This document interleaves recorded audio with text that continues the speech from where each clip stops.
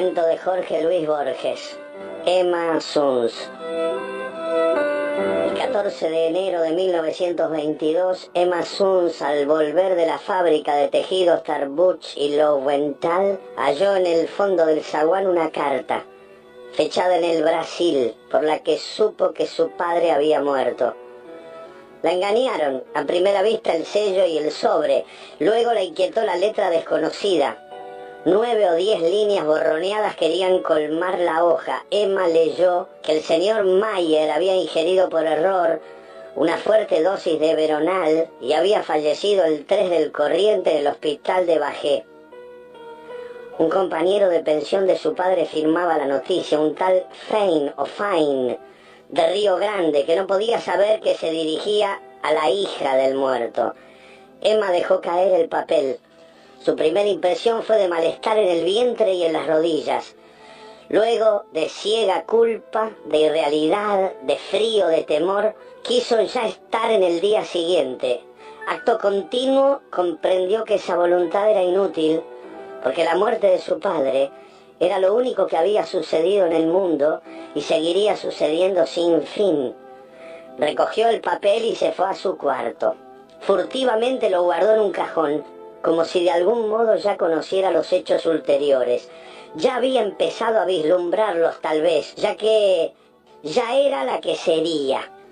En la creciente oscuridad Emma lloró hasta el fin de aquel día el suicidio de Manuel Mayer, que en los antiguos días felices fue Emanuel Suns. Recordó veraneos en una chacra cerca de Gualeguay, trató de recordar a su madre, recordó la casita de Lanús que les remataron, recordó los amarillos losanges de una ventana, recordó el auto de prisión, el oprobio, recordó los anónimos con el sueldo sobre el desfalco del cajero, recordó, pero eso jamás lo olvidaba, que su padre la última noche le había jurado que el ladrón era Lowenthal, Aaron Lowenthal, antes gerente de la fábrica y ahora uno de los dueños. Emma, desde 1916, guardaba el secreto. A nadie se lo había revelado, ni siquiera a su mejor amiga, Elsa Urstein. Quizá rehuía la profana incredulidad. Quizá creía que el secreto era un vínculo entre ella y el ausente. Lowenthal no sabía que ella sabía. Emma Suns derivaba de ese hecho ínfimo un sentimiento de poder. No durmió aquella noche y cuando la primera luz definió el rectángulo de la ventana, ya estaba perfecto su plan. Procuró que ese día, que le pareció interminable, fuera como los otros. Había en la fábrica rumores de huelga. Emma se declaró, como siempre, contra toda violencia. A las 6, concluido el trabajo, fue con Elsa a un club de mujeres que tiene gimnasio y pileta. Se inscribieron, tuvo que repetir y deletrear su nombre y su apellido. Tuvo que festejar las bromas vulgares que comentan la revisación. Con Elsa y con la menor de los Kronfus discutió a qué cinematógrafo irían el domingo a la tarde. Luego se habló de novios y nadie esperó que Emma hablara. En abril cumpliría 19 años, pero los hombres le inspiraban aún un temor casi patológico. De vuelta, preparó una sopa de tapioca y unas legumbres, comió temprano, se acostó y se obligó a dormir. Así, laborioso y trivial, pasó el viernes 15, la víspera. El sábado, la impaciencia la despertó. La impaciencia, no la inquietud, y el singular alivio de estar en aquel día por fin. Ya no tenía que tramar y que imaginar.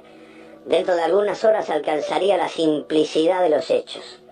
Leyó en la prensa que el Nordsjælland de Malmö, el barco, zarparía esa noche del dique 3. Llamó por teléfono a Lowenthal, insinuó que deseaba comunicar, sin que lo supieran las otras, algo sobre la huelga y prometió pasar por el escritorio al oscurecer. Le temblaba la voz. El temblor convenía a una delatora. Ningún otro hecho memorable ocurrió esa mañana. Emma trabajó hasta las 12 y fijó con Elsa y con Perla Kronfus los pormenores del paseo del domingo. Se acostó después de almorzar y recapituló, cerrados los ojos, ese plan que había tramado. Pensó que la etapa final sería menos horrible que la primera, que le depararía sin duda el sabor de la victoria y de la justicia. De pronto, alarmada, se levantó y corrió al cajón de la cómoda. Lo abrió. Debajo del retrato de Milton Sills, donde la había dejado anteanoche, estaba la carta de Fine. Nadie podía haberla visto. La empezó a leer y la rompió. Preferir con alguna realidad los hechos de esa tarde sería difícil, quizá improcedente. Un atributo de lo infernal es la irrealidad. Un atributo que parece mitigar sus terrores y que los agrava, tal vez. ¿Cómo hacer verosímil una acción en la que casi no creyó quien la ejecutaba? ¿Cómo recuperar ese breve caos que hoy la memoria de Emma Suns repudia y confunde? Emma vivía por Almagro, en la calle Liniers. Nos consta que esa tarde fue al puerto. ¿Acaso en el infame paseo de Julio se vio multiplicada en espejos, publicada por luces y desnudada por los ojos hambrientos? Pero más razonable es conjeturar que al principio erró, inadvertida por la indiferente Recoba. Entró en 2 o 3 bares, vio la rutina o los manejos de otras mujeres, dio al fin con nombres del barco, del Northharn. De uno muy joven temió que le inspirara alguna ternura y optó por otro, quizá más bajo que ella y grosero, para que la pureza del horror no fuera mitigada. El hombre la condujo a una puerta y después a un turbio zaguán y después a una escalera tortuosa y después a un vestíbulo en el que había una vidriera con losanges idénticos a los de la casa en Lanús. Y después a un pasillo y después a una puerta que se cerró. Los hechos graves están fuera del tiempo, ya porque en ellos el pasado inmediato queda como tronchado del porvenir, ya porque no parecen consecutivas las partes que los forman. En aquel tiempo, fuera del tiempo, en aquel desorden perplejo de sensaciones inconexas y atroces, pensó Emma Suns una sola vez en el muerto que motivaba el sacrificio. Yo tengo para mí que pensó una vez y que en ese momento peligró su desesperado propósito. Pensó, no pudo no pensar que su padre le había hecho a su madre la cosa horrible que a ella ahora le hacían. Lo pensó con débil asombro y se refugió enseguida en el vértigo. El hombre sueco o finlandés no hablaba español. Fue una herramienta para Emma, como ésta lo fue para él, pero ella sirvió para el goce y él para la justicia. Cuando se quedó sola, Emma no abrió enseguida los ojos. En la mesa de luz estaba el dinero que había dejado el hombre. Emma se incorporó y lo rompió como antes había roto la carta. Romper dinero es una impiedad, como tirar el pan. Emma se arrepintió apenas lo hizo. Un acto de soberbia y en aquel día. El temor se perdió en la tristeza de su cuerpo, en el asco. El asco y la tristeza la encadenaban, pero Emma lentamente se levantó y procedió a vestirse. En el cuarto no quedaban colores vivos. El último crepúsculo se agravaba. Emma pudo salir sin que la advirtieran. En la esquina subió a un lacroce que iba al oeste. Eligió, conforme a su plan, el asiento más delantero para que no le vieran la cara. Quizá le confortó verificar en el insípido trajín de las calles que lo acaecido no había contaminado las cosas. Viajó por barrios decrecientes y opacos, viéndolos y olvidándolos en el acto, y se apeó en una de las bocacalles de Warnes. Paradójicamente su fatiga venía a ser una fuerza, pues la obligaba a concentrarse en los pormenores de la aventura y le ocultaba el fondo y el fin. Aaron Lowenthal era para todos un hombre serio, para sus pocos íntimos un avaro. Vivía en los altos de la fábrica, solo, establecido en el desmantelado arrabal. Le tenía mucho miedo a los ladrones. En el patio de la fábrica había un gran perro y en el cajón de su escritorio nadie lo ignoraba un revólver. Había llorado con decoro el año anterior la inesperada muerte de su mujer, pero el dinero era su verdadera pasión. Con íntimo bochorno se sabía menos apto para ganarlo que para conservarlo. Era muy religioso. Creía tener con el Señor un pacto secreto que lo eximía de obrar bien a trueque de oraciones y devociones. Calvo, corpulento, enlutado, de quevedos ahumados y barba rubia, esperaba de pie junto a la ventana el informe confidencial de la obrera Emma Suns. La vio empujar la verja que él había entornado a propósito y cruzar el patio sombrío. La vio hacer un pequeño rodeo cuando el perro atado ladró. Los labios de Emma se atareaban como los de quien reza en voz baja. Cansados repetían la sentencia que el señor Lowenthal oiría antes de morir. Las cosas no ocurrieron como había previsto Emma Suns. Desde la madrugada anterior ella se había soñado muchas veces dirigiendo el firme revólver, forzando al miserable a confesar la miserable culpa y exponiendo la intrépida estratagema que permitiría a la justicia de Dios triunfar de la justicia humana. No por temor, sino por ser un instrumento de la justicia, ella no quería ser castigada. Luego, un solo balazo en mitad del pecho rubricaría la suerte de Lowenthal.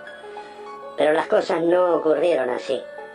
Ante Aaron Lowenthal, más que la urgencia de vengar a su padre, Emma sintió la de castigar el ultraje padecido por ello. No podía no matarlo después de esa minuciosa deshonra. Tampoco tenía tiempo para perder en teatralerías. Sentada tímida, pidió excusas a Lowenthal, invocó las obligaciones de la lealtad, pronunció algunos nombres, dio a entender otros y se cortó como si la venciera el temor. Logró que Lowenthal saliera a buscar una copa de agua. Cuando este incrédulo de tales aspavientos, pero indulgente, volvió del comedor, Emma ya había sacado del cajón el pesado revólver. Apretó el gatillo 2 veces. El considerable cuerpo se desplomó como si los estampidos y el humo lo hubieran roto. El vaso de agua se rompió. La cara la miró con asombro y cólera. La boca de la cara la injurió en español y en yiddish. Las malas palabras no cejaban. Emma tuvo que hacer fuego otra vez. En el patio, el perro encadenado rompió a ladrar. Y una efusión de brusca sangre emanó de los labios obscenos y manchó la barba y la ropa. Emma inició la acusación que tenía preparada.